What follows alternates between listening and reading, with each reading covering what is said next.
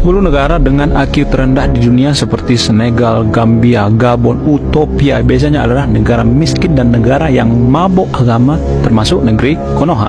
Saya mengatakan seperti ini pasti banyak yang komen nanti. Tidak ada hubungan mabuk agama dengan IQ. Tidak ada hubungan antara kemiskinan dengan IQ. Kemiskinan adalah takdir dari Tuhan. Gak apa-apa negara kita miskin, yang penting bahagia dan masuk surga. Pilihlah pemimpin yang seiman. Pertanyaannya, pemimpin yang seiman tapi tidak jujur, korupsi dan tidak bisa kerja, gimana coba? Mungkin ada pendapat lain misalnya, gak apa-apa miskin, yang penting bahagia. Pertanyaannya, bagaimana mungkin kita bisa masuk surga kalau kita mabuk agama alias cuma menjalankan ritual agama kita tanpa melaksanakannya di dunia nyata? Melansir dari laman World Population Review, 10 negara IQ terendah di Asia Tenggara, Indonesia di urutan kedua terendah di Asia Tenggara. Sekali lagi, Indonesia di urutan kedua IQ terendah di Asia Tenggara. IQ Indonesia jauh di bawah Laos dan Thailand. IQ Indonesia rata-rata 78,49. Riset deh kalau nggak percaya. Pertanyaannya, kenapa Indonesia masuk IQ terendah di Asia Tenggara? Apa hubungan mabuk agama dengan IQ rendah? Apakah dengan IQ rendah mudah didoktrin agama? Kita akan bahas sebentar lagi.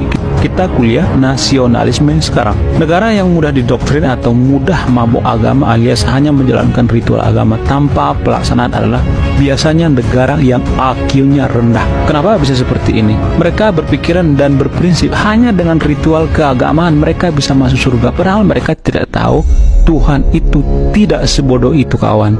Saya tidak mengatakan bahwa ritual agama itu tidak benar ya, tapi hanya ritual tanpa pelaksanaan sama saja kita memperkosa agama itu sendiri. Menurut saya, doa terbaik itu adalah berbuat baik, bukan kebanyakan ritual biar kelihatan agamis. Ketika mendengar mabuk agama, mungkin ada warga negeri Konoha yang mudah baper dan tersinggung, padahal di agama Kristen juga banyak yang mabuk agama. Mabuk agama itu adalah sesuatu yang tidak menggunakan akal sehat dalam beragama. Mereka bisa saja membunuh atas dasar agama.